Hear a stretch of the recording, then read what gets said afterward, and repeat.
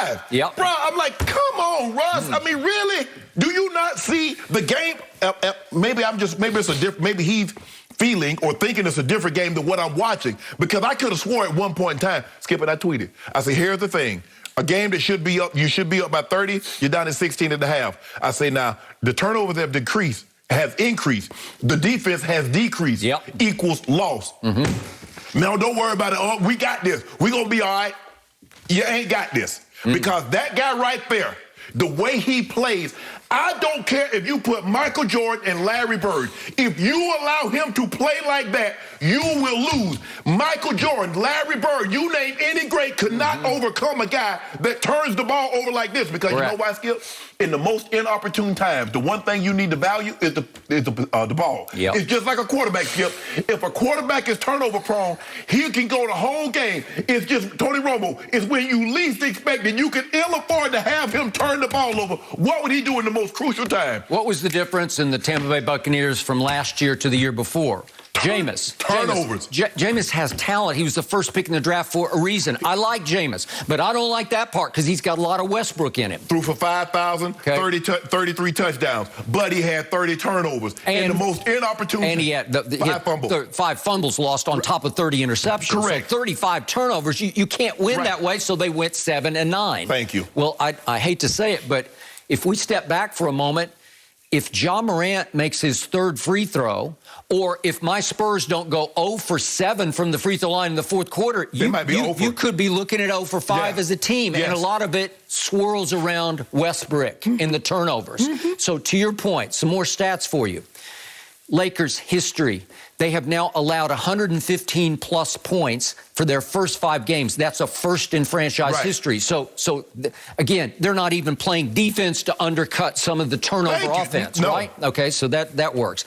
And over the last 25 years in Lakers' legendary history. I saw this stat. Yeah, with a lead of 25 or more points, they were 250-0. Including the playoffs. 250-0, and all of a sudden you chalk up a big L because of Westbrook going completely out of control, crazy. Since 1985, quadruple doubles registered, where you go, obviously, double figures across the board, including the turnover stat. Quadruple doubles. Russ has 6. The next on the list is James Harden with 3. Well, he's that guy. Yes. Because he's led, what did I tell you going into the season? He's led the league in turnovers 4 times. He's been second 4 times. And guess what, ladies and gentlemen? He's already leading the league in turnovers now with 30. And in player efficiency rating, which I'm going to rename for him player inefficiency rating, he has plummeted all the way to 181st in the NBA. This is the new starting point guard for your Los Angeles Lakers. Magic Johnson's team, LeBron James' team. He's the flip side of LeBron. He is a terrible passer with a low basketball IQ, and LeBron is the best passer in basketball with the highest IQ in basketball. This is the flip side, and LeBron has blessed him by handing him the keys to the kingdom. You try point guard. I just don't think that's going to last much longer, and once you take him off the ball, where do you put him to keep him out of harm's way? I don't know, because he is Russell Westbrook, and I'm going to say it again. What is he now? He's 4 of 23 from 3. 4 of 23? That's 17%. Did you see last night? They swung the ball to him, and he just, without hesitation. Nah, bro, no. Go inside and maybe shoot a 2. It's okay to run up the 3-point line. You're not that. Okay. So for those who didn't get to see this game, who didn't have the privilege of seeing this game, could we just display the magnitude of the 10 turnovers by running through them quickly? This is Russell Westbrook on display last night, turning the basketball. What is that? That's just crazy. It's just wrong. Look at this. It's just bad idea. That's not even close. Look at this. Look at this one. Lord have mercy. A lot of players get yanked for that. A lot of players just get pulled for that one. What are you doing? Look at this. What is that? That's how you blow a 26-point lead, ladies and gentlemen. I didn't think that was a turnover there because I didn't think he stepped back court. Okay. Bad idea. I mean, he just throw. I mean, it's gonna be like a blind dog in a meat house. He's just out there. Okay, Russ. No, he fell on the out of bounds line. Russ, this is the bad one. This was a killer because they were starting to come back, and it's like, no. Well, what are you doing? You're better than that. 10 turnovers. But we need Russ to be Russ. Okay, that's what they were saying. Was Russ being Russ. Now, you tell me how. Okay. The only saving grace, Skip, is that everybody's starting slow. Milwaukee, the Nets, everybody, with the exception of Golden State. Yep. Okay. With the exception of Golden, everybody has started slow. But, man, this okay. was... Now, let's display what Russell Westbrook. Let's show the 6 threes that he missed. He was 2 of 8. He actually made 2, but he's now 17% for the season. If we could see his 6 misses, just how bad they are.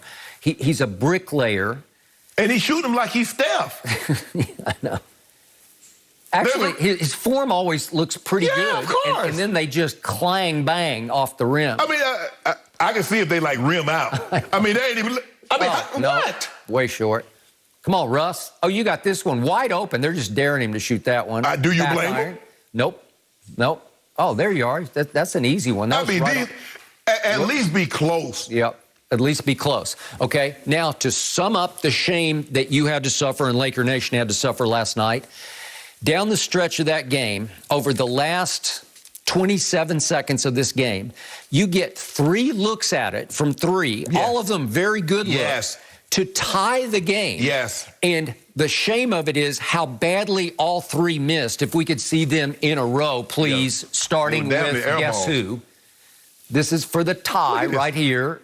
And it's just a bang clang off the back iron. And then Monk, who's been saving you. But Skip, that was out of a timeout. Yep. That was the play they drew up out of a timeout. He throws it away. Look at Melo. That's like 3 feet short. And Melo said, I couldn't get the handle on it. Well, the pass, that Josh Giddey throws it right to him, and Melo's just shocked. And he said, I couldn't come up clean with the basketball. Here's the thing, though, Skip. There's 12 seconds on the clock. Yeah. Well, hold on. You come up with it, you take a dribble. If you need to reset. Right. There wasn't 2 seconds, Melo. There was 12. You could just stand still and kind of move the ball, spin the ball in your hands. You could do it like a free throw. You could even dribble that thing and just... You could. And then Melo always laughs at himself or sort of laughs at the situation like, ha, ha, ha, I couldn't get the handle. It's like the free throw he shot where he hit himself in the forehead. Right. Ha, ha, ha.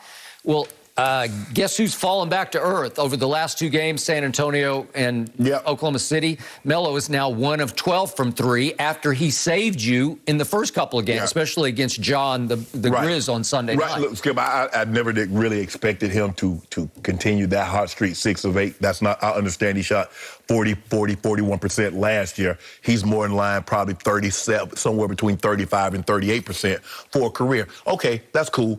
But it's the lack of defense that everybody just stopped playing. Skip, nobody started this. I mean, because you saw it was 26, and the next thing you know, it was 18. It goes back to 24, and then they end the half up 16. Yep. And then they come out. So you know, okay, like, what is Frank Vogel talking about? Does he say, look, guys, look, let's go ahead, the first 5 minutes of the ball game, let's jump on them.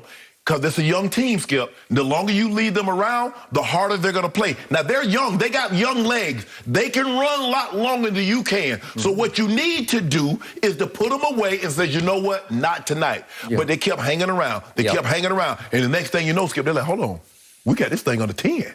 Hold on. We got this thing under 5. And the next thing you know, he hit a shot at the buzzer, and we're up from down 26 to up 2 going to the 4th quarter. Now you got a fight on your hand. What should have been, AD should have been with his heel, had ice on both knees and his ankle. He should have. Now he got to play 37 minutes, when he should have only had to play 25 minutes. But let Russ be Russ. You got to stop thinking Russ be Russ. What has Russ being Russ gotten besides Russ stats? But how close have they gotten the team to a championship with Russ being Russ? Okay, good question. Nowhere. Final stat, actually I got 2 more, but this is the one that just drives it home. Is Russell Westbrook saving the Lakers by undercutting his turnovers by making free throws? Because if he were a 90% free throw shooter, you could say, well, at least he offsets the turnovers. He is now 47% from the free throw line, 9 of 19. Guess where that ranks among 109 qualified players in the NBA? At least 105. Well, it's 109. It's dead last. Oh, my bad. 9 of 19 from the free throw line. He is your starting point guard, shooting 47% So he got starting point guard. Well, so in other words, we should trade for Ben Simmons. Is that what you're telling me? Yes. Well, at least Ben would play some hellacious defense at 6'10", right? Yeah. Okay, and the final stat, this is a third-level one, but it's called value over replacement player, and a replacement player is like some fringe player. Yeah. What's your value over that? Well, Russ is a negative value. So the fringe player would be better. It would be better. No, seriously. He's a minus 0.2, and of 416 qualified players, he ranks 413. This is your starting point guard for your Los Angeles Lakers. Yeah. It's a debacle. It's a disaster. If LeBron get this team to the playoffs, LeBron should be MVP. Just hearing what you said. Hey, I told you, if LeBron could win this championship in spite of this guy, unless he falls completely out of the rotation and they don't play him anymore, they get rid of him at the trade deadline. But if LeBron wins while playing Westbrook high minutes, I told you, for me, that would enter him in the GOAT debate. You say he is the GOAT, but right. I say phony GOAT. But the point is that that's how huge of an achievement this would be to win in spite of, to overcome that guy for a whole season and a playoff run. It's very difficult to do because he is, as my mother used to say, bullheaded. Like you can't unteach it. You can't uncoach it. He's had too much success doing it that way. It's his way, and he just had a documentary drop on his life and times by Gotham Chopra, who's